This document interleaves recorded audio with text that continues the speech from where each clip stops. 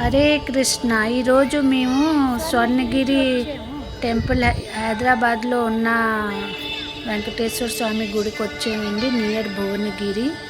ఇగోండి, చాలా బాగుంటుంది గుడి. ఇదేమో తిరుపతిలో దేవుడు ఎంత ఎత్తులో ఉన్నారో సేమ్ అలాగే వెంకటేశ్వర స్వామి ఉన్నారండి. ఇక్కడ కూడా ఒకవైపు పద్మావతి అమ్మవారు ఉన్నారు, ఇంకొక వైపు గోదాదేవి ఉన్నారండి.